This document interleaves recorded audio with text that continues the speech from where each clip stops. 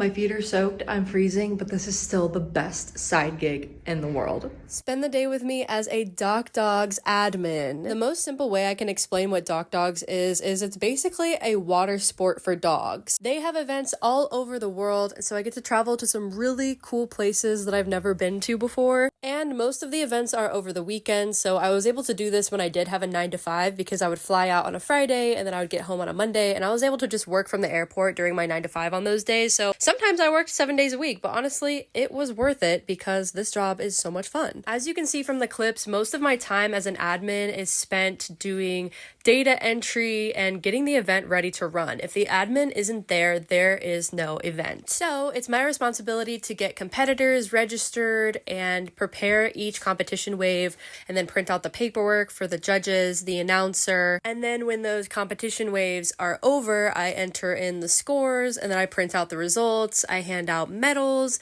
and then at the end of the weekend, we have finals, so I'll do it all over again, but for finals, which is a little bit different. Another one of my favorite parts about this job is the different things I get to learn and the different people I get to meet along the way. There are really only a handful of crew members in each type of job, so admin, judge, driver, and it was just really cool to be able to spend time with them outside of work as well. So like we might go to a cool place, like this cathedral that was turned into a restaurant was probably the coolest restaurant I've ever been inside. We got to have dinner with competitors and just get to know everybody a little bit better. I love the extra time I get to spend with competitors because honestly, sometimes it's hard to remember everyone's name, and I tend to really remember the dogs' names before I'll remember the competitors' names. But I really just can't stress enough how many awesome people I get to meet doing this job. At this particular event, we had to siphon the water out of the pool with garden hoses, so it was taking a really long time because it's 70,000 gallons of water in that pool.